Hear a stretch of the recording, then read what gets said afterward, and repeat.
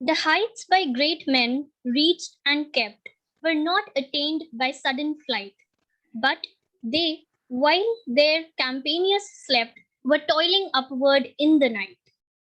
A very blissful morning and cordial felicitations to all the dignitaries, members of faculty, and students present on this virtual platform. I, Shravasti Mishra, extend a warm welcome to you all to this guest lecture on the Civil Services Support System organized by Amity Institute of Social Sciences. The UPSC exam is a nationwide competitive exam in India, which is also considered as one of India's most prestigious exams. Every year, tens of thousands of people from all over the country attempt it. The civil services exam is challenging, not only because of its extensive curriculum, but also because of its highly complicated nature. Since the UPSC syllabus is extensive and the test cycle lasts a year, rigorous and consistent preparation is required for civil services examination. When preparing for competitive exams, having a preparation strategy is vital. Today's guest lecture is a crucial step towards this direction. I would like to request Professor Dr. Iti Roy Chaudhary, Director, AISS, Essent, and ASL, to speak a few words to commence the session. Ma'am, please. Thank you, Shravasti. Thank you so much. And a very good morning to everyone. Good morning. I'm extremely honored and delighted to welcome Ambassador Vishnu Prakash amidst us today. His brilliant academic record and wealth of experience make him the best possible speaker at this inaugural session of Civil Services Support System of MIT. Before I invite him to speak, I would like to mention just one point very briefly. A university is not an information desk. You can go to Google for that. The idea of a university is to help students become autonomous thinkers and to help them realize their true potential. At MIT, we harness all possible resources to help you do just that. We're extremely grateful to Ambassador Vishnu Prakash for consenting to join us today to mentor you as you progress towards your goals. Therefore, with utmost humility and deepest regards, I welcome you, sir, to deliver the lecture. Thank you. Very good morning. Namaste. Thank you very much, Dr. Roy Chaudhary. I would like to thank you for giving me this opportunity of interacting with some bright youngsters. And Ms. Mishra, I don't think I have to speak any further because you've already given all the tips that have to be given. That's what I had to say. So you have already said it very briefly and very succinctly. So I think I can take off and go home, and I'm home. I can go to bed. But delighted to be with you, and congratulations. I believe that you are the first group of 60 who are graduating. Wow, great achievement, a great feather in your cap. But what intrigues me and also makes me happy is I'm told that all 60 of you are or most of you are interested in the civil services. So my first question is why? But before I ask the why question and dwell on that, Ms. Roy Chaudhary, I'm only seeing 10 faces on the screen. What about the others? I cannot see them, or can I? The others are in the audience. They can respond through chat. So Okay. These are the panelists. Okay, but if you ask a question, they would be responding through chat, and we can read it back to you. Okay, but I cannot see the others. No. Oh, all right. Okay, not to worry. Okay, so first of all, I would like to know from some of you, the aspirants, as to why do you want to take the civil services exam? What is your motive? So please go ahead and through the chat function or somehow, if you can let me know, I'll really appreciate that. Is there any way, Dr. Roy Chaudhary, that one can see everybody? No, that's I will ask IT if they can help us with that. Ma'am, they can speak once they raise their hand. So I'll allow to speak and they can speak. Yeah, please do that, because I would like to see faces and people, and that makes it much more interesting from my point of view. Yes, sir. Students, please raise your hand if you want to speak. So I'll allow to. Yes, one person. Yes, Kaushik, unmute yourself and ask your query. And I will encourage all of you to participate as actively as possible. The more you participate, the better it will be, and kind of it will encourage me to come up with my best. Otherwise, I'll give you long-winded answers. I'll bore you to death. I'll put you to sleep. So your choice. Kaushiki, please go ahead and ask your question. Good morning, sir. This is Kaushiki. No, it's very faint, Kaushiki. You will have to be a little louder. Hello.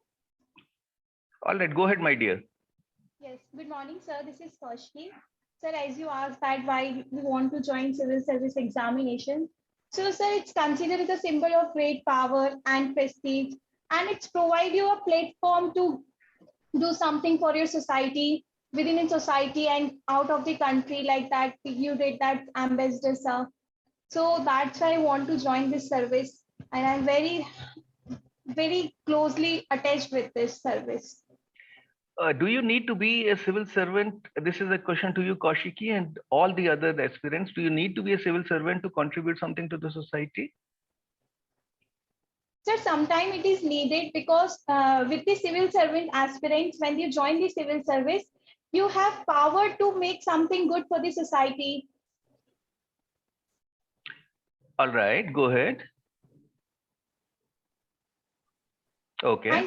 And Yeah. so they provide a chance in various departments of government and for their professional growth, and that type of things matter for us. And what is your first preference when you become a civil servant? What is this service you're looking at? So Indian Administrative Service. All right, very good. What about my other young friends? Yes, Akash, go ahead. So this is Akash And- Yadav. Point And of view. if you can, let me see your handsome face. So the camera option is not available. All right, not to worry, not to worry. Okay, go ahead, my dear. So this is Akash Yadav in front of you, and very good morning to you. Good morning. So I want to be a civil servant as IAS officer because I want to serve as IAS in our society, and there's many power in which I can work in every field. Akash, Because can I be honest with you? I mentor tens of candidates every year, and I joined this civil services 40 years ago. This desire, so-called desire to serve the nation, I've heard about 1 million times. Now, what is the real reason? So who wants to come in civil service? Everyone to serve for their country, and this answer is not changing from last 40 years. Everyone is saying that they want to serve for the country, and I'm also saying that. So I have to serve for country. Okay, Akash, question to you and all the other aspirants. Do you think that people like me have actually served the country? Is the country being served by the civil services? So very frankly, I don't know your name. No, I'm anonymous. All right. No, okay. Thank you, my dear. Anybody else? Put your hands down, those of you who have spoken, but I would love a couple of other inputs. Is anybody interested in the diplomatic service, the foreign service? How many of you are interested in international relations?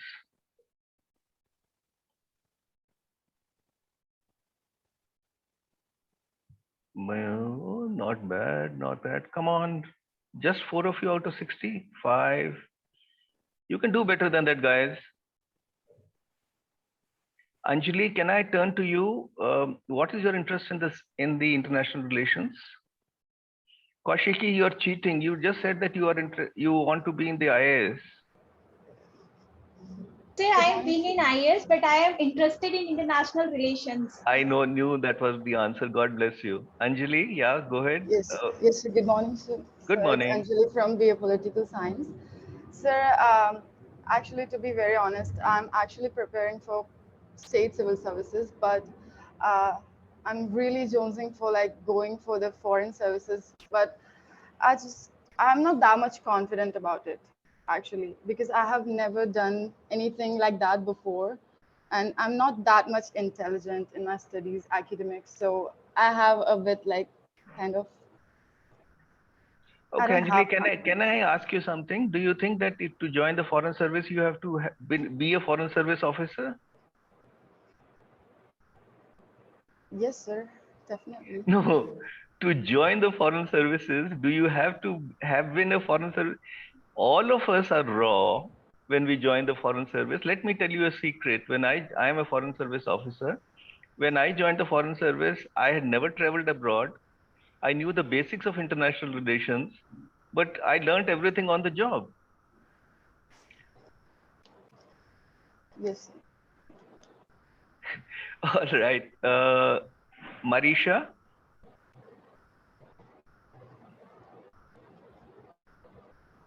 Marisha, can you hear me? Sir. Yes, sir. Good morning, sir. Good morning.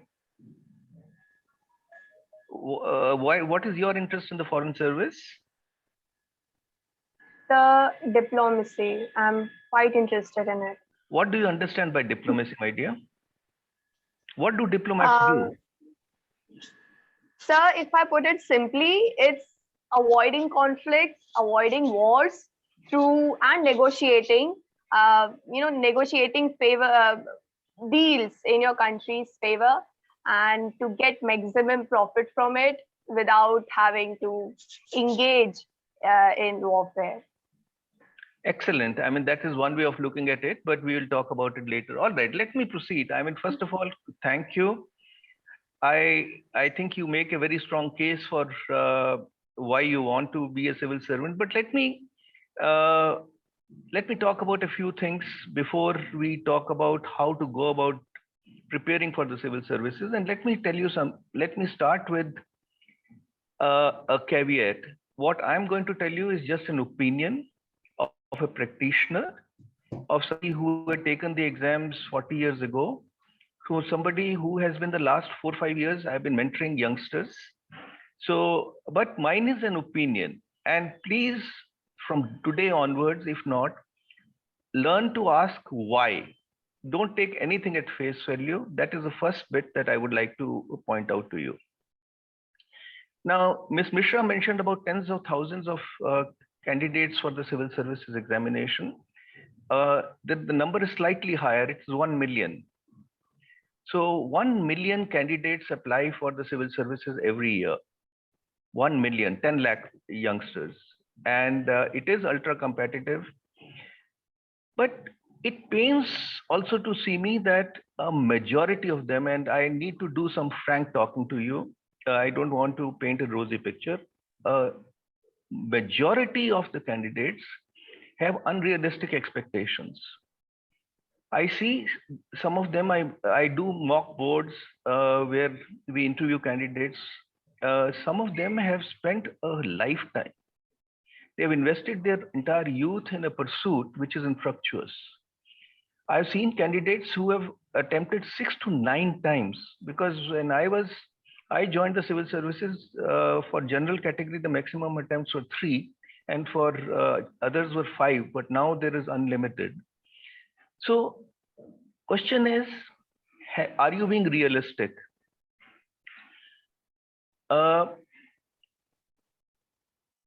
Is it something that you want to do? Please understand, it's all about you. It is not about your parents. It's not about your teachers. It's not about your relatives. Very often I'm told, sir, it's my parents' dream.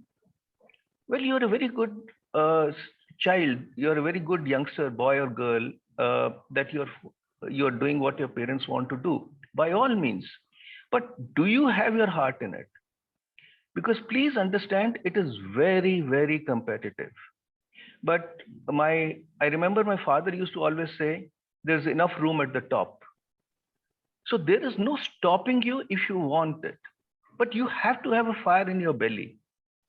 You have to be able to put in your 100%, because 99% will not do. You're competing with the very best in the society. So make that determination first and foremost. Ask yourself that question. If you're not interested, Then sit down with your parents, sit down with your teachers, the counselors. They all want, they're your well-wishers. They want to see you attain the top positions in life. Explain to them why you don't have your heart in it. When I joined the civil services, well, my father was a civil servant and I wanted to be a civil servant. There were basically 3 choices: civil services, engineering, medicine. Today, there are 300 choices. So please look at all the choices available and then decide. Let me give you an example of what happens when you do not want to do something, but you're forced to, or you opt to do something, or you change your approach midstream, your outlook changes. If today you approach it, you believe that you like something, but tomorrow you don't like that, doesn't mean that there's something wrong with you. It means that something is right with you. Something is right with you because approach changes. Every day you get up with more expectations, every night you sleep with more experience, every day you learn, the more horizons open up for you. I don't know whether I've narrated this particular story, which is my favorite story to during any of my previous engagements with MIT, but there was this young lady who was a 4.0 student, and she went to one of the top liberal arts schools in the US and announced economics and accounts as her major, economics and finance as her major, 4.0 student. And the very first year, the grades plummeted. It was 2.9. And the father was furious. You know, all fathers are furious, right? I mean, they look very, very gentle, but they are furious fathers. Ask my children. So the father was after this young lady with a virtual stick and said, you must be goofing off. You must be doing this. I'm going to pull you back. So she said, look, I'm not interested. She said, how can you not be interested? 10 years you've been wanting. She said, no, I'm not interested. I'm interested in biology and chemistry. From finance and accounts to biology and chemistry.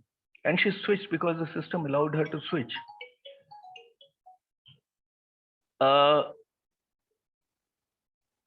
And today, she's a doctor. And she's a super specialist in infectious diseases. How do I know that? Can you guess how do I know that? She happens to be my daughter. And I am that horrible father who was after her with a virtual stick. Why am I telling you that? It is something that you are interested in. If you do that, I gave the example of professional pursuit. But anything that you do, you have to give it your full attention. That is very, very important. Okay. So now that we have decided on the basics, let me also share with you what happens when you are pursuing something which you do not want to pursue. I was posted as ambassador in Korea. And in the Korean society, by the way, the stress level among the youngsters is the highest. So is in Japan, very high stress levels. Because parents are so driven, and I'm coming to parents again and again because of I am very scared of the pressure that is brought on the youngsters. So again, please avoid stress. Start preparing systematically and give it your best. Please remember that there will be a gap between the performance and expectations. I was taught as a youngster that not everything can be achieved, but the difference between those who are successful and not are that those who kind of stumble, get up, dust their clothes, and give it a shot again. That is what I would like you to be doing. Let me narrate to you an actual incident. There was this young man in New York with a well-paying job in a hedge fund. He requested his parents for $250,000 to start a business. And he said his success rate would be 30% and the parents' lifetime saving could be wiped out. The mother was aghast. She said, look, don't do that. But the father said, go for it. He started a small outfit from a garage to sell books. Today, he's the richest man in the world. Do you know who the person is? Do you know which the company is? It has something to do with the forest. It's called Amazon. And the person is Jeff Bezos. Again, because he followed his heart. Okay. So with that, let me move to a few tips that I would like to give you. One is that please start distinguishing between excellence and perfection. Very important. Strive for excellence because that is achievable. Perfection is frustrating. Only God is perfect. I've seen people who say, I'm a perfectionist. Avoid being a perfectionist.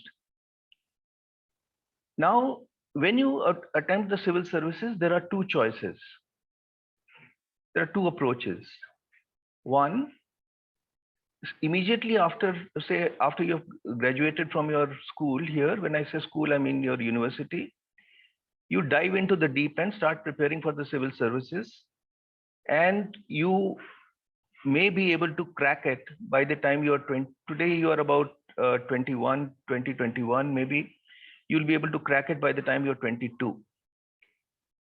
5% of the candidates, not candidates, successful candidates, candidate officers, 5% or less are 22. Now, what is the advantage of being 22? You retire at 60.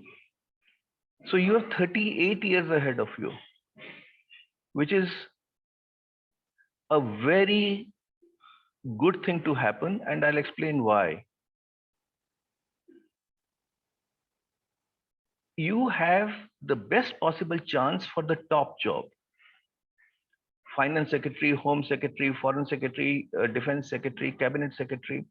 Because the average age when I joined the service was 25, now it is 27. 27 is the average age. So those who join at 27, some join at 30, 32. Those who join as 27, they have 33 years of service. Those of you who join at 22 have 38. You have a 5-year advantage. So 80 to 90, 95% of your colleagues will retire 5 years before you. And that will give you a tremendous advantage for the top job. So that is the advantage of grabbing or taking a go at it as early as possible. But there's a catch. There's a catch. Remember, a million candidates. Remember, out of a million candidates, 10,000 for the mains or 12,000 for the mains, about 2,000 for the interview, and about 100, 150 for the IAS, about 30 for the IFS, about 40, 50 for the IPS. That is the kind of selectivity. And other services. I'm just giving an example. So what happens if, despite you being the brightest of the bright, because it is competitive, you don't make it? Do you have a plan B? What's your fallback? That is a question that you have to decide, and there are no right answers. The plan B, and therefore what happens is that overwhelming majority of youngsters after graduating from college, university, school, they acquire a professional degree. They do an MBA, they do a law degree, they do a chartered accountancy, some of them even do medicine, like my daughter did medicine. So you have another string to your bow. Gives you the confidence. You give it your best shot, and you know that there's something to fall back upon. So again, it is for you to decide what is the right approach. Whether you want to go straight dive into the deep end, but even if you dive into the deep end, you have the choice, because very good chances are you'll make it. But if somehow you cannot, or an individual cannot, You can still do your MBA, you can still do your law, but again, I'm just outlining the choices because this is a very important decision that you have to take. Depends on your caliber, depends on your financial status, decides on your circumstances. So this is the choice that you need to make. Now, are there any questions before I proceed further at this stage? Does anybody have a question or comment?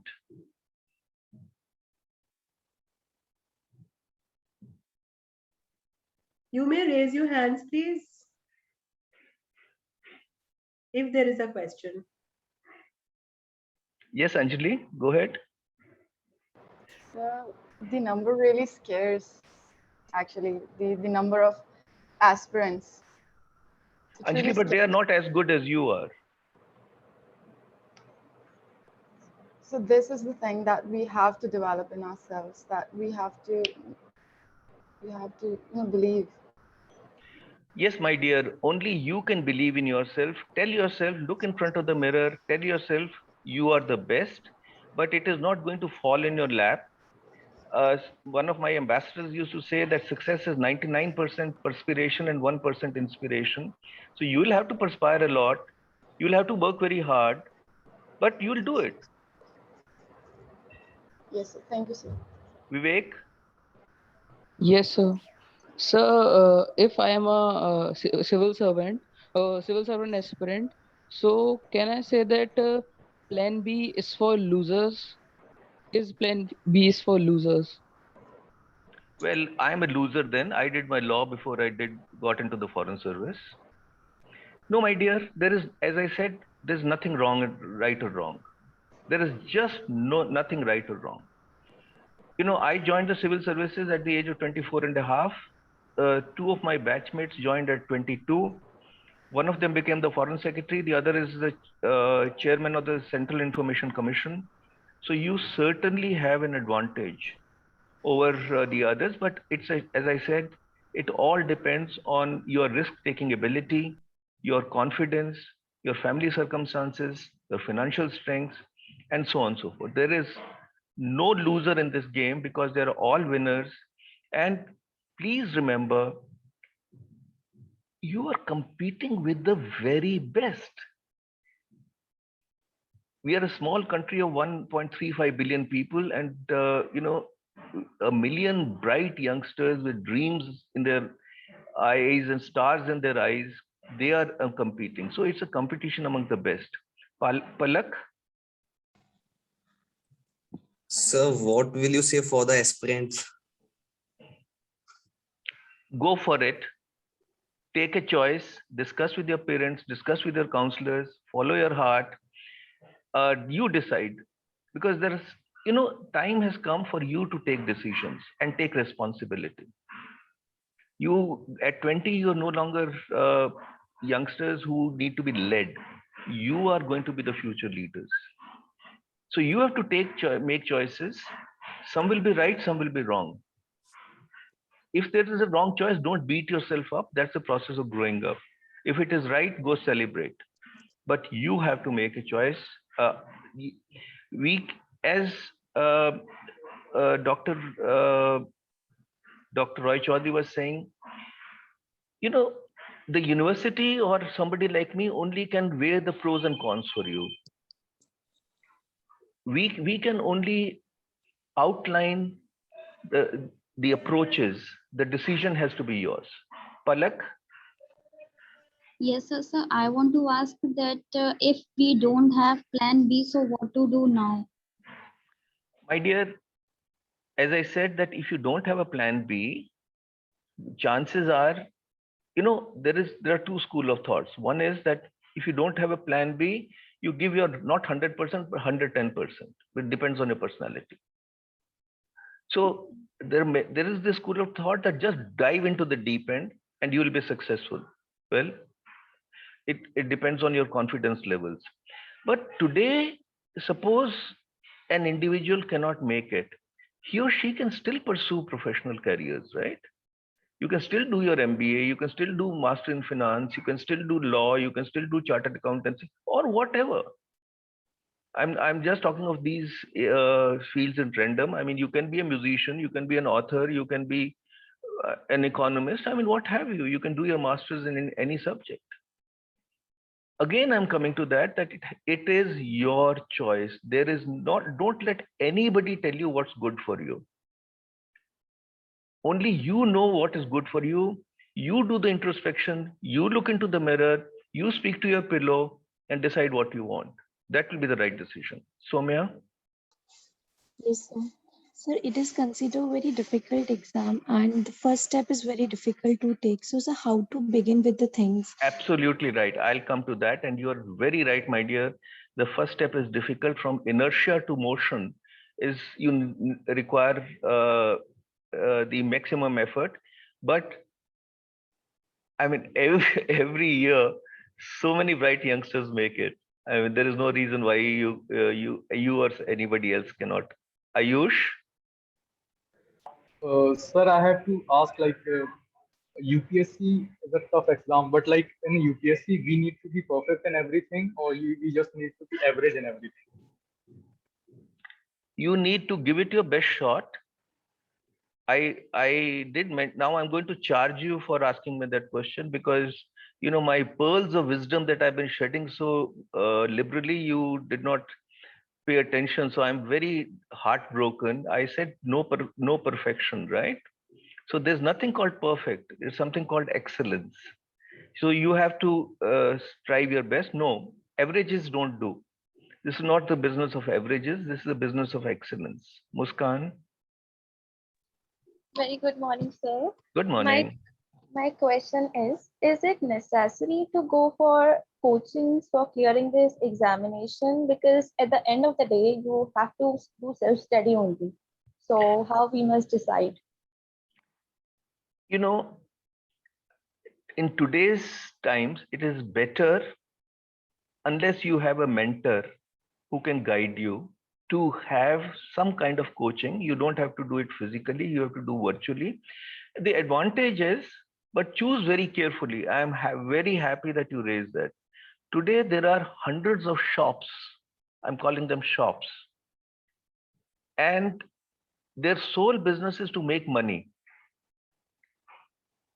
You have to be very discerning. I cannot recommend any center because I don't know. I mean, that is something that you'll have to do your due diligence. But, you know, I'll tell you how damaging it can be, because I need to tell you the other side. You will know the brighter side. In my mock interview boards, I've had candidates who come and speak very slowly, do not smile, are very diffident. So I said, why are you like this? So he or she would say, no, sir, I'm not like that. I was at a coaching center. They told me to not speak very fast, you know, not be loud, speak slowly, speak softly. And the kind of things that are said and done, in fact, are counterproductive. But there are some wonderful centers, academies and centers, which will actually mentor you. But advantage is that you will meet a peer group. The biggest advantage of a academy or a coaching center is you will meet 20, 30 other bright candidates. The peer learning is as important, if not more. And then they will give you the previous papers. They will give you, you know, guide you about what are the subjects which are paying. Now, let me tell you, choosing the optional subject is very, very important.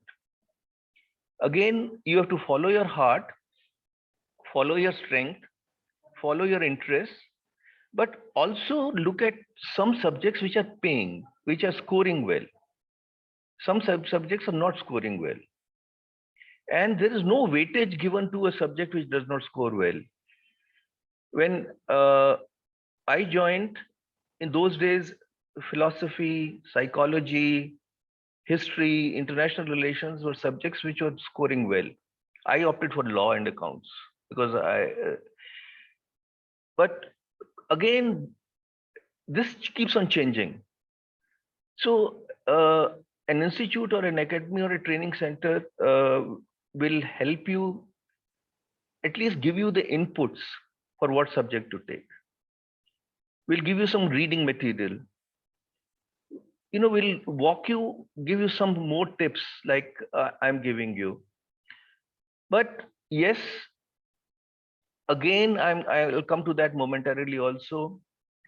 Please don't take anything at face value. Learn to ask why, how.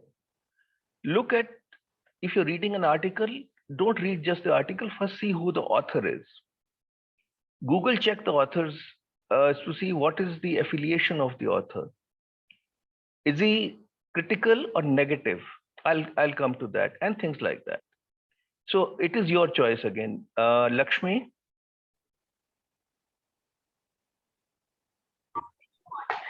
Good morning, sir. Good morning. Sharma, I am from DST Honored. So my question is that if a person is handicapped, so he and she cannot give a UPSC exam. No, you can look at the criteria. Those who are differently enabled, there are special provisions for them. But look at the criteria, because I was interviewing a youngster who was 99% visually challenged. 99%. And I have not met anybody who is more qualified. And he got, in the first attempt, 800 rank, and he got selected for some, I forget which one, and he is taking the exam again. So no. There is enough provision for those who have the caliber but are differently enabled. All right. Uday? Uday? Yes, good morning, sir. Morning. Sir, I wanted to ask, what was your reason of becoming an IAS officer? I'm not an IAS officer, my friend. I'm for giving the UPSC exam. To be a foreign service officer. As I said, my father was a civil servant. All my life, I was interested in international relations. I learned, I got a feel for international relations from my father, who was a student of history. On the dining table, he would talk about European history, Indian history, this, that, and the other. So one developed an interest. And then the charm, the glamour, the challenges. But foreign service is not like you're a James Bond with a gun and in one hand and with a drink in the other. I mean, there's a lot of hard work. There's a lot of drudgery, and there's a lot of joy. You rub shoulders with the very best in the world. When you fly, the first time as a consul general, I had the flag of India on my car. I cried. I mean, imagine you are abroad. People look at you and say, he's India or she's India. You are India abroad. It's a great feeling. So, but let me also at this stage mention that also look at the emoluments. If you want money, civil service is not for you. There are other services which are best paying. In civil services, you're paid reasonably well, but you are not paid and cannot be paid, because we are a developing country, the corporate emoluments that you get. Okay, Tulsi? Yes, sir. Good morning, sir. Good morning. So this is Tulsi Chauhan. I wanted to ask the question that often we hear two thoughts, that is like false it till you make it, and the other one is like be in reality. So what do you think, like which is the better motivator through the hard times? Which one, my dear? Say again. Which one is the better motivator? No, I couldn't understand your question. Sorry. So shall I repeat it? Yes, please. Okay, sir. So often we hear two sayings, that is false it till you make it, and the other one is which one? Sorry. What? Fake it till you make it. Do what till you make it? Sorry. I can't understand. If anybody has understood the question, please help me a little. Tulsi, you may put it in the chat box and somebody else would be able to read it out. Would you type it in the chat box, please? Okay, ma'am.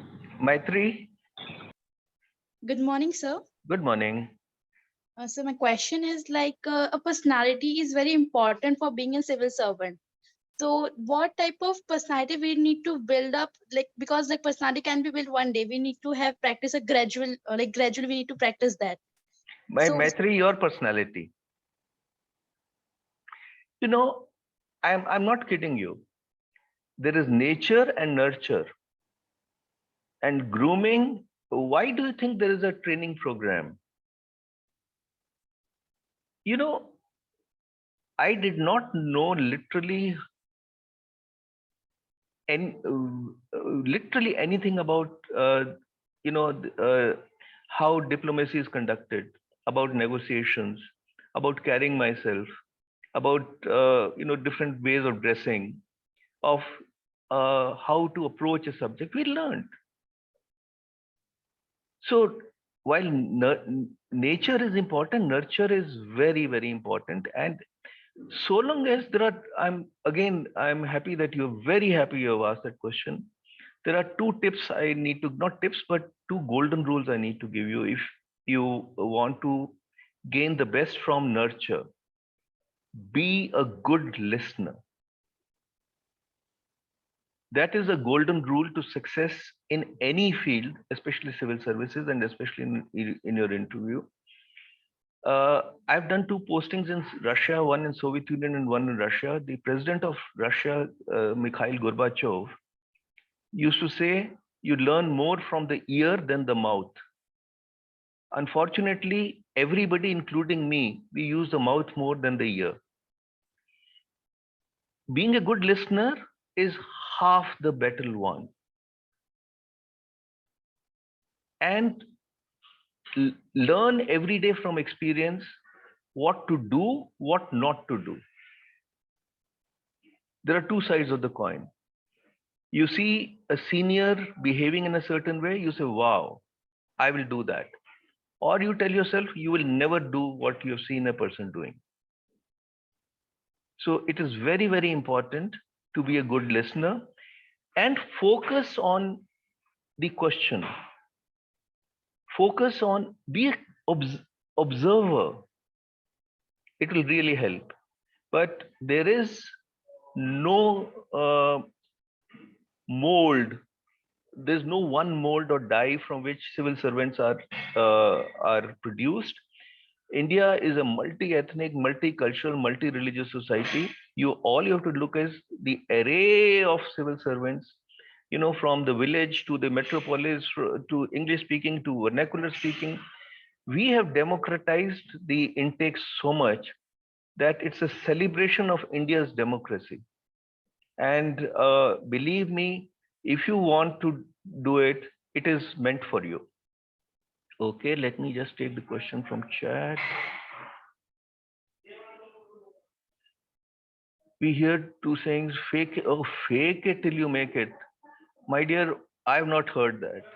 You cannot fake your way through this examination. It has to be ability, hard work, and faking does not help. Okay. Now, last question. Those who have already asked their question, please put your hands down. Manisha. Good morning, sir. Morning. Sir, it's me, Manisha. And so I have a question like, so we go through from many emotions and like stress level high, highly anxiety. We are very anxiety while pairing. So how should we deal with that? Excellent question. Some anxiety is normal. If somebody tells you there won't be any anxiety, he or she is not being straight with you. Let me give you my example. And I don't want to be blowing my trumpet, but I was a 9-year-old kid when I was chosen by my school to participate in a declamation contest. We used to call it a declamation contest. My knees were knocking, my tongue was dry, my head was spinning. I somehow said whatever and I flopped. I flopped miserably. I grew to be a reasonably good speaker, but even today, I'm 65 years old. When I start speaking at a public forum with all my experience, I'm tentative. My tentativeness obviously has diminished, but it is very natural. I used to be tentative for 2 minutes. Now I'm tentative for 5 seconds or 10 seconds, but there will be some amount of tension. There will be some amount of stress, and that is natural. But how much stress? That is related to what you are wanting to do, whether you have somebody has the ability to do that, and good techniques. If somebody says, I'm going to have a good time, I'm going to have a fun time, and last 2 months of the civil services exam, I'm going to sit down and work hard 18 hours a day, it will not happen. At least doesn't happen in my case. There has to be a systematic preparation, and I'll come to that. Last question, Aman. Yeah, thank you, sir. Good morning, sir. Sir, this is Aman. Yes, sir. Sir, my first question for you, so only one question. The second is chargeable. First question is free. Yeah, go ahead. First question. Okay, sir. So, as we all know, we just live in a society, and where so there are many times that whenever it's all about our parents, all about our relatives. So many times they just compare ourselves, our studies with anyone, with our cousins, and with their siblings too, sir. So that time we have a kind of stress, we have kind of anxiety, and that time sometimes we just lost our confidence regarding any subject, regarding any particular competitive exam.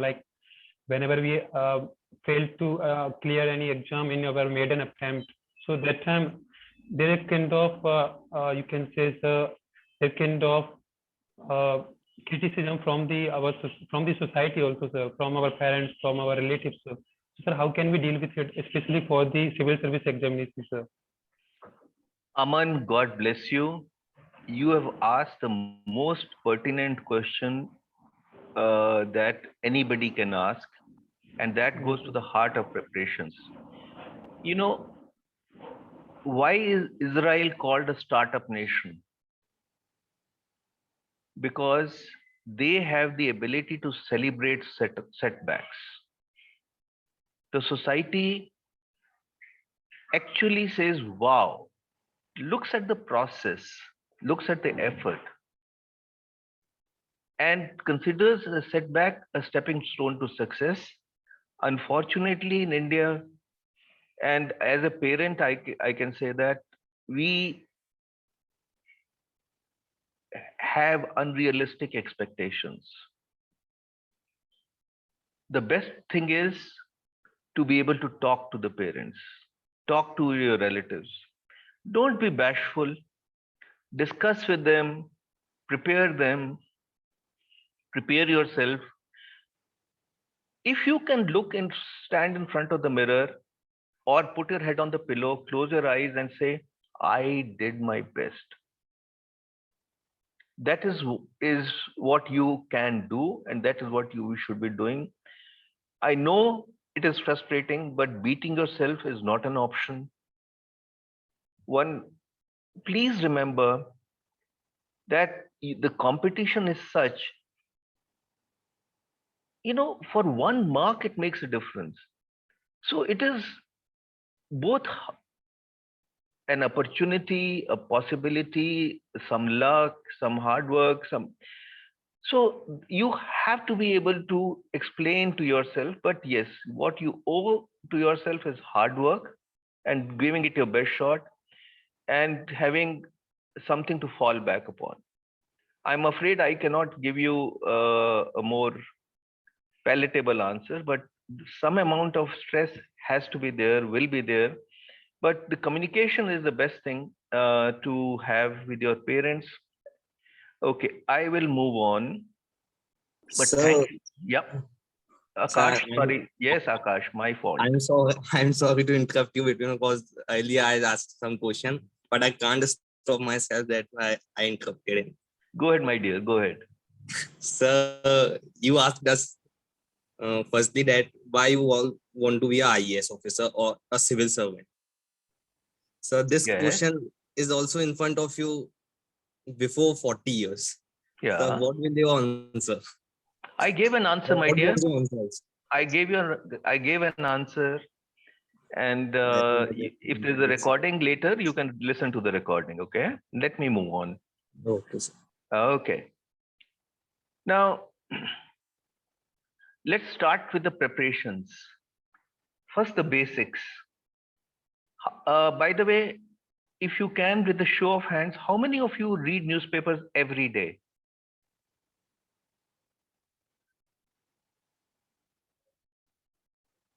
All right. Not bad. So from today, those of you, thank you guys, put your hands down. From today, when you go home or you're already home, start reading a newspaper of your choice for 30 minutes today. And then convey to your director, send a email or send a message to Dr. Roy Chaudhary that you started reading, and she will appreciate those of you. Yes, Dr. Roy Chaudhary, I can speak on your behalf. Please, please, please. Thank you. She will appreciate those of you who confirm to her or her nominee that you have started reading a newspaper from today. It will make a difference. 30 minutes, anything you want to read. Will be done, sir. Anything you want to read. Start with the headlines, but spend at least 2 minutes on each section. India, world, business, sports, finance, culture. And gradually, in a matter of 6 months, take it up to 2 hours a day. The best preparation for general knowledge, the best preparation for the Viva, which will have interview, which will have 2 years from now, is our newspapers.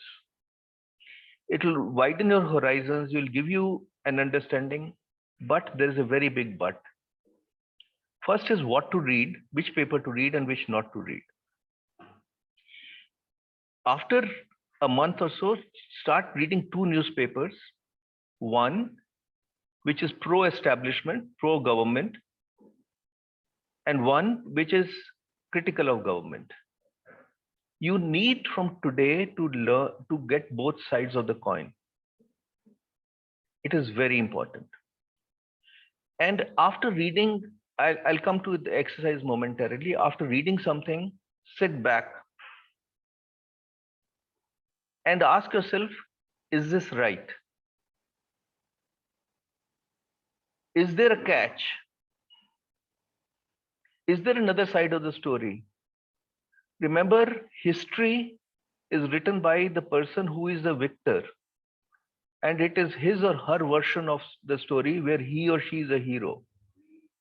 If I'm writing an article, it is my viewpoints, which are colored by my impressions, my outlook, my political disposition. So start asking the why question, try to connect the dots, see whether it is logical, and gradually start seeing the author. And here I'm talking of not just the news item, but the editorial pieces. You know that in a newspaper, there's an editorial and an op-ed. Op-ed is an opinion piece on the editorial page. So learn to see who the author is. As a candidate officer, you have to gradually start seeing behind the veil,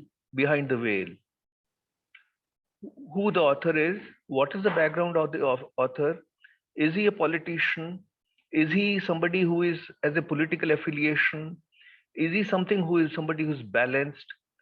That is very, very important. So that you have to start from now, and in parallel from today, maintain a journal on your computer. Set up a file.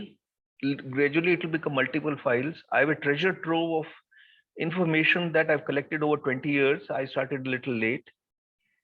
Anything you like on health, on finance, on sports, on humanity, on religion, anything, a quote, some good quotation. Write it down. Give it a title. What will happen is gradually you will have so much of information at your command. And when there is something very interesting, keep a reference. Keep a link to that article or piece, or at least details, such and such date, such and such author, such and such publication. In 3 months, it will start growing on you. If you need to check something, all you have to do is type in Somya, and you'll get details. Type in food. You like food? Talk about food. Anything that grabs your attention. See how it grows on you. Let us do an exercise about how you would want to go about preparing yourself. But before that, can I pose a question to all you bright youngsters? What is the difference between fact and opinion? I would like you from today to start distinguishing between fact and opinion. Any thoughts? Very briefly, I want you to tell me what is the difference between a fact and an opinion. Yes, Palak? So fact is something that we can say that cannot change. It is opinion, we can say we have our own perspective. God that bless can you. be You are changed. the one very bright youngster, and what I impressed is the brevity and the precision of your response. Wow. Marisha?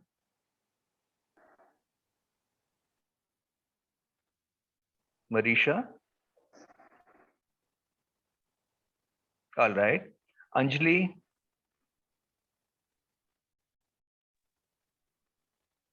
Yes, Marisha, go ahead.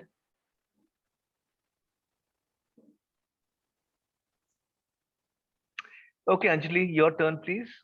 Unmute yourself and go ahead.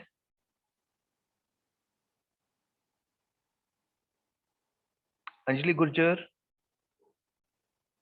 You people not able to unmute yourself, it looks like. Would you like to type the response? I think if the IT department can help them unmute, it will be easier.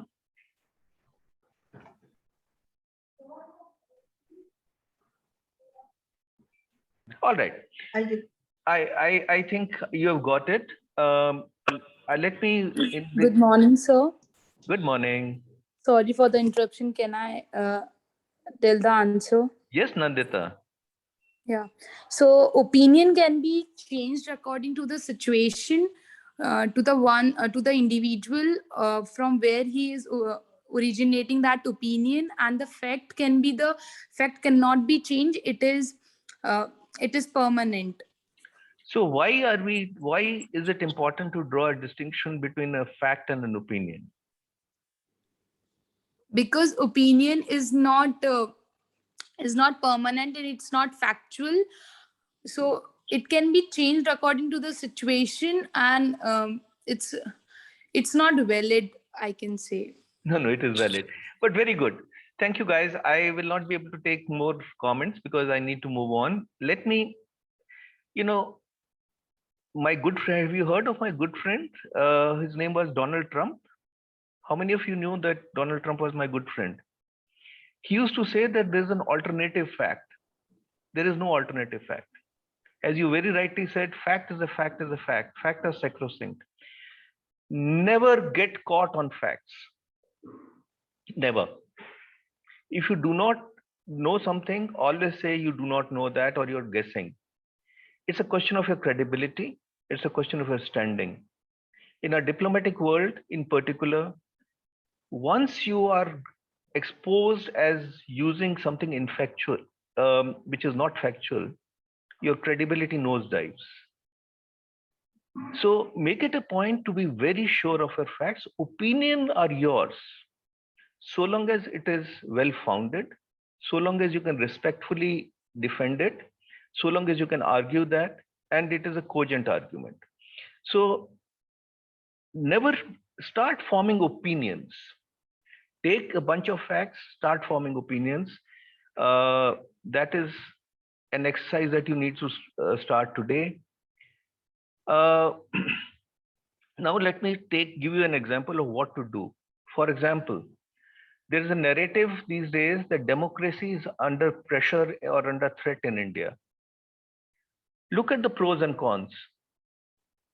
If I had more time, I would have had you do the exercise with me, but maybe we'll do it some other day. What are the pros and cons? One side of the coin is that India is a very large country. We are multi-ethnic, multicultural, multilinguistic, huge population. 1.35 billion people, so aberrations are bound to happen. Can 1.35 billion people all be absolutely aberration free? But question is, if 5 incidents happen in 1 month, will you say that democracy is under stress? Are you not blowing it out of proportion? Were the aberrations not there earlier? I always ask my interlocutor, please tell me one country which is a perfect democracy. Is there a perfect democracy?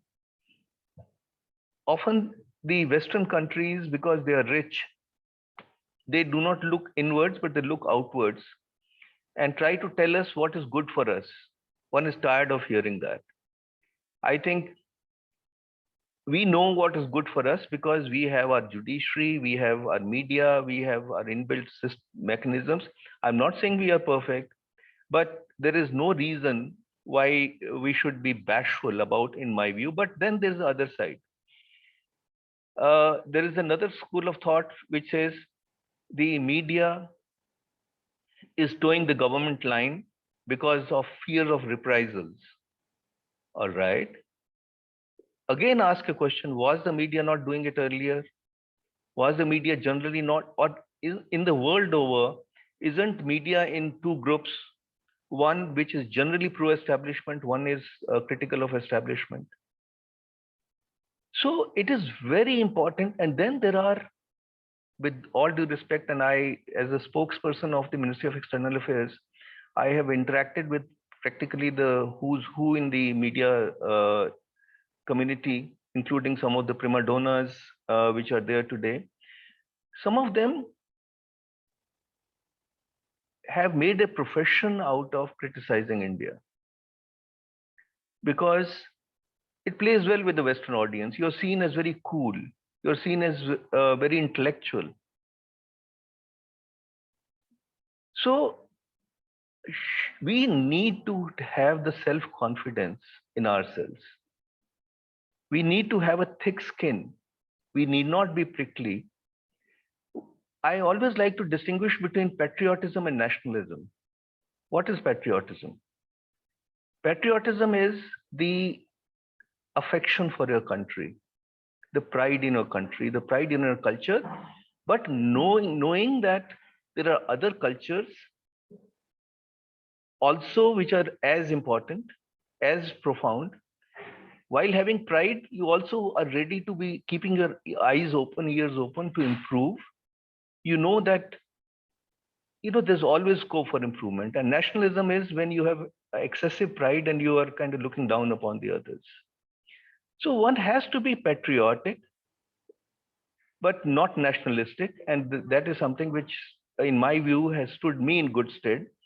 And don't be scared to say what you feel like, what is your conviction. So long as you're polite, so long as you're respectful, so long as it is logical. And if you find the other person has pointed out certain facts or opinion, which in your mind is logical, don't be scared of, or don't be afraid or bashful of saying, all right, I stand corrected. So these are some of the things which help hold a person in very good stead. As you are preparing for the biggest chapter in your life, learn from today not to take anything at face value. Start doing this exercise every day in a small way, not mentally, but through a pen and paper or on a computer. Take any point you want to take. Should we have free trade agreements? Should we do business with China? Should we have reservation? Should there be a qualification for politicians. Being a politician is the only thing where you don't need a qualification. So discuss, debate, form small groups.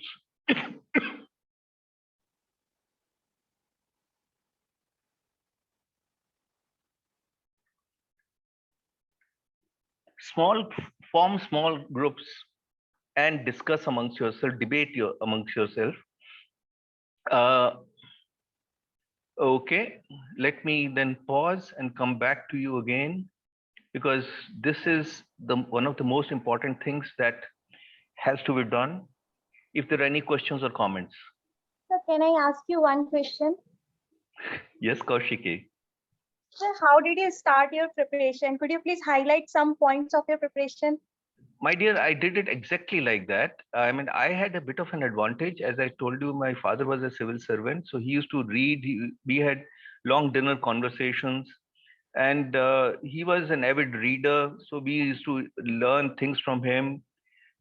And one observed. But actually, I'm telling you how I started my preparations, because I, again, fortunately, the habit of reading a newspaper I learned from my father, but gradually I started reading more. And that brings me to another thing, for general knowledge. One very big source are NCERT publications, NCERT. From read up, you can get most of them online, but otherwise buy them. They are pretty reasonably priced. All books of 10th, 11th and 12th grade, and perhaps even 9th grade, history, geography, biology, social sciences, religion, you name it. They're a treasure trove. Start with that. Very easy read. Read in global history, read freedom movement, read Mahatma Gandhi. Just read, keep notes, absorb, but no need to mug up anything. And soon you will start connecting dots. You will read something and then you'll come across something else. Aha, that is what happened. The moment you start saying, aha, this is right, because that happened. So start connecting it. And very soon you will fall into the rhythm of things, and you will find it music. When when I read a good book, what happens to me? I have tears. Actually, I have tears, because I know that I've learned something, and I'm also acutely conscious of how little I know. I'm not trying to be modest. So it's a lifelong journey of learning. And you start with 30 minutes of a day of newspaper and NCERT books. Okay, questions?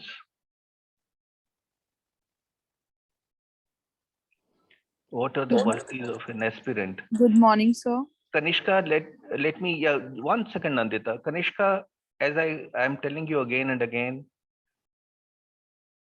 there is no template of what is good for, what are the qualifications.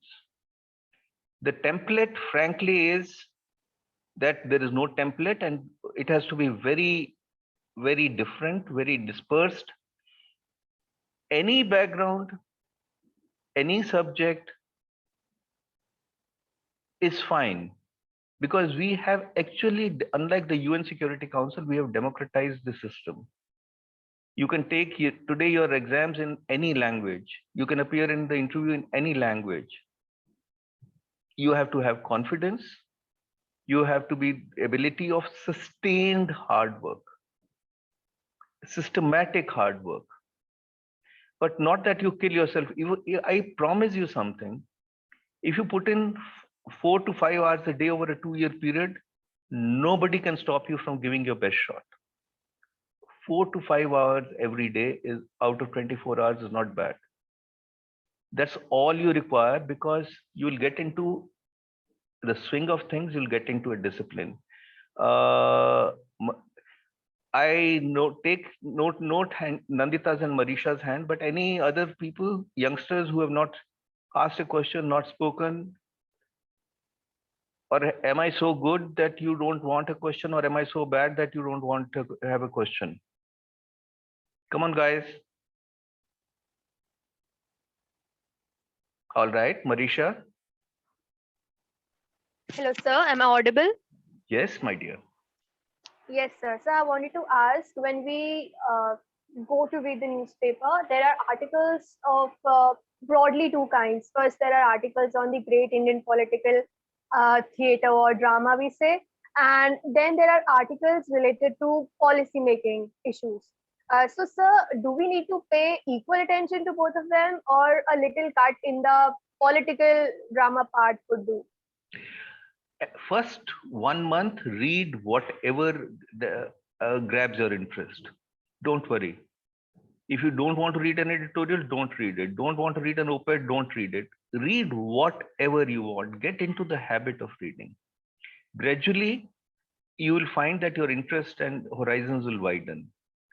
And what we can do is, I don't know, Dr. Roy Chaudhary, when do they graduate? So first batch would be passing out this year in 22. No, when in which month? They would have their exams in May, sir, May, June. Oh, so this group will graduate in 2022. That's right, sir. Okay. So if you start today, then in 3 months or 6 months, we can have another session. And I can promise you that many of you will already have the answers, because that's the process of evolution. That's the process you go about it.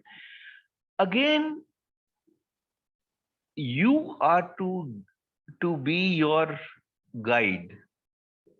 It is you who have to take decisions, because some people like to read in the night, some are early birds, some are interested in finance, some are business, some are sports. There is no cookie, there is no mold or one template. There are going to be a million templates, and you have to take your decisions. Last question, Nandita. Yes, sir. Sir, am I audible? Yes. Sir, as an IFS officer, like any kind, like particular countries in political instability or anything which happens in a country, how does it affect the IFS officers' life and its service? Okay, I think that's a very valid question, because help you choose, but also a little premature, because at the moment we are starting on preparations. Now, let me tell you something. One, there are some diplomatic privileges that your security is assured by your host as a diplomat. So there is that comfort. And if you're talking of the security aspect, Government of India is so vigilant that the moment there is some difficulty or there is a perceived risk, because the system, the intelligence system, the political system, the diplomatic system is very well attuned to make an assessment of the risk factor, whether it's a perceived risk or a real risk. Let me give you an example. I went as the ambassador to South Korea in January 2012, and by October 2012, there was some incidents between North Korea and South Korea. And the kind of statements that were made by North Korea, we will douse Seoul in a sea of fire, we'll obliterate Seoul. And, obviously it was my first year and I was a little tentative. I spoke to a couple of other ambassadorial colleagues and they laughed. People in South Korea did not miss a heartbeat. The stock market was stable because the risk factor, it was bombast. But at times there is a risk factor. Those of us who are, our embassy in Kabul was attacked in 2008. We lost a foreign service officer. We actually lost a foreign service officer, a defense officer. There are incidents, but generally we have protection of the system, of the environment. And we also know how to handle things. You do not get into controversial matters. You a diplomat, contrary to the general impression, is not supposed to do any intelligence work. We are forbidden from doing any intelligence work. I was posted in Pakistan. I was shadowed 24/7. I was posted in China. You know, I've been in difficult places, but I wanted to be there. There were some pressures in Pakistan. I was constantly followed by the ISI agents, but I took precautions in the sense that I made sure that all my meetings were known, because I'm not supposed to do cloak and dagger business. So long as you are correct, you are not indulging in any activity which is prejudicial to your status, chances are that 99.999% that you will be able to function smoothly. All right. Okay. So I'm going into the last leg of my remarks, where I need to be quick so that okay.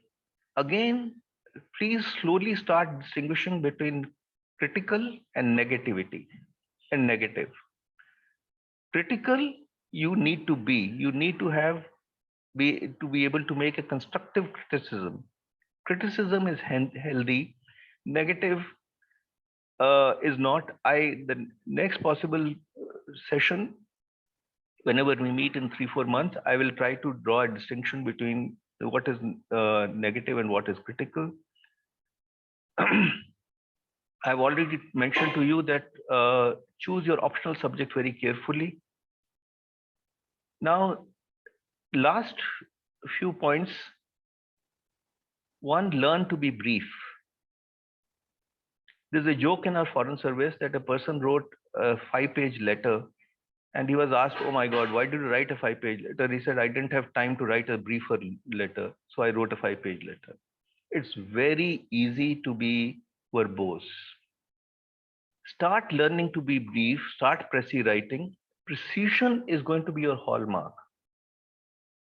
When you are asked to give 2 points, do not try to impress your interlocutor by 2.5 points. You are supposed to give 2 points. But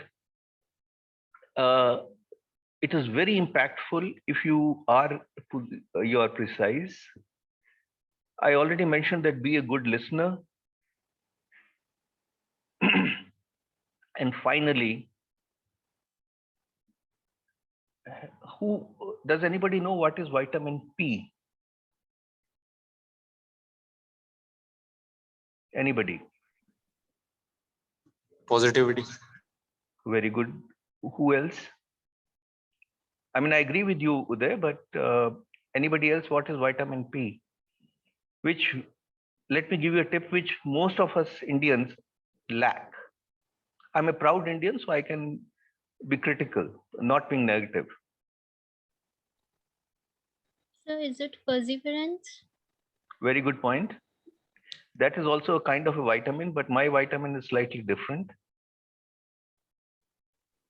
So is this passion? So it is patience. Patience, passions, perseverance, etc. Yes, they are all very, very important. Consistency. Sorry? So consistency, continuity. I thought I talked of vitamin P, my dear. That is vitamin C. Sir, progress. All right. Punctuality. Punctuality. You know, in this ultra competitive world, there's one thing which will distinguish a person who is successful and a person who is more successful, and that's punctuality. The world has become very punctual.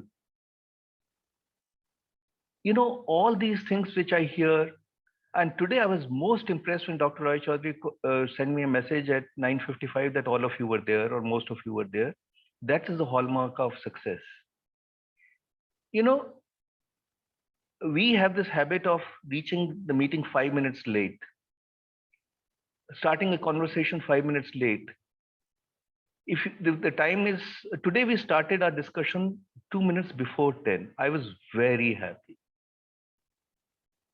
This is the hallmark of efficiency. In Japan, the trains We'll leave not at 11 o'clock, but at 9:55.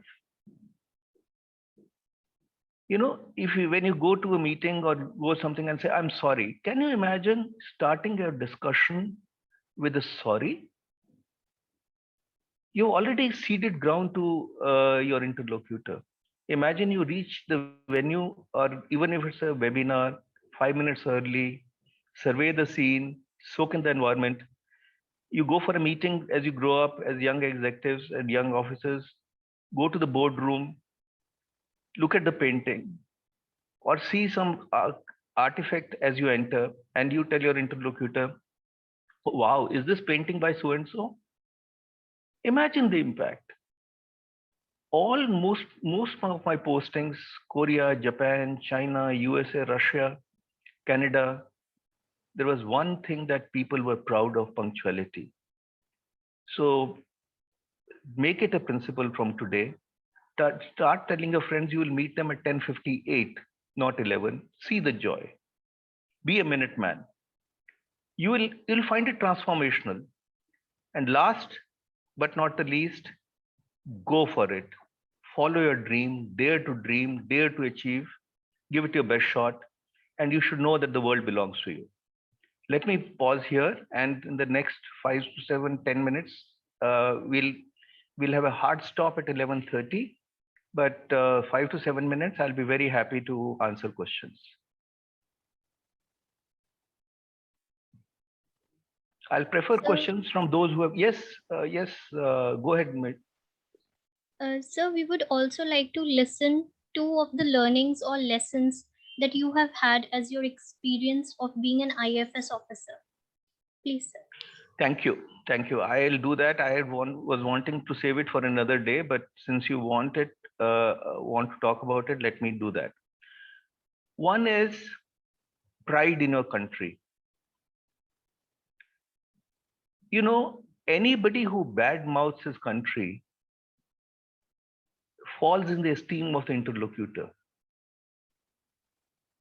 They will smile at you and say, wow, I mean, you are very open-minded, but in their heart of heart, they'll say, you know, what kind of a person he is. If he cannot have pride in his country, he cannot have pride in anything.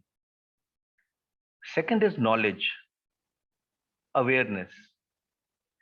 If I'm representing India, I have to know India. I have to be able to talk about India's strengths, about India's weaknesses. So it is very important to know the subject that you are discussing.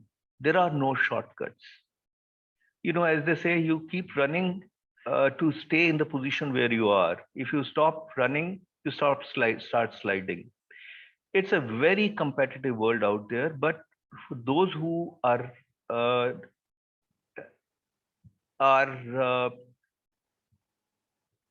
doing things on a sustained basis, not sweating too much, not getting tense, having some good practices, there is nobody stopping them. Believe me again, there is enough room at the top. It is the bottom that is crowded. Take a ladder, a virtual ladder, take the ladder of education, take the ladder of hard work, and go to the top. Questions? God, the silence is deafening. All right. I think they have enough food for thought for the moment. And we would be delighted if you would come back to us and deliver another session. Maybe we can go with the vote of thanks now. Mahima, yeah. Thank you, ma'am. Gratitude is the fairest blossom which springs from the soul. It is my honor and proud privilege to propose the vote of thanks at the end of this extremely enriching and fruitful inaugural lecture on Civil Services Support System. Amity Institute of Social Sciences would like to extend a heartfelt thanks to our esteemed guest speaker, Ambassador Vishnu Prakash sir, for sparing his valuable time to share with the students of Amity University, Madhya Pradesh, the perspectives and expectations of the Indian civil services. We owe our sincere gratitude to you, sir, for providing such comprehensive and holistic guidance to all the aspirants of the Civil Services Examination. We assure you, sir, that we will imbibe your valuable advice in our lives to achieve success in every step of our life. We are indeed grateful to Honorable Vice Chancellor, Lieutenant General V.K. Sharma, Ati Vishisht Seva Medal, who has always been a source of inspiration and guidance to all the students and faculty of Amity University, Madhya Pradesh, Gwalior. I thank the senior management members for their wholehearted support and guidance. And last but not the least, we wish to thank all the students of Amity University, Madhya Pradesh for their enthusiastic participation in this inaugural lecture. Thank you one and all. Have a wonderful and a fun-filled day ahead. Thank May you. I add my thanks on behalf of Amity University and Amity Institute of Social Sciences. We are so grateful to you. That has just set the perfect tone for your preparation. Thank you, Dr. Roy Chaudhary. I meant every word when I said that I am delighted to be with you. And let me also give you my assessment about the bright youngsters. My absolute conviction and assessment is that the young ladies are brighter than men. So very well done. Bravo. This decade belongs, and the decades ahead belong to the girl child. And in civil services, everywhere, you know, the kind of role that the young ladies are playing is so heartwarming. Future belongs to you, my dears. God bless. Thank you very much. Thank you so much, sir.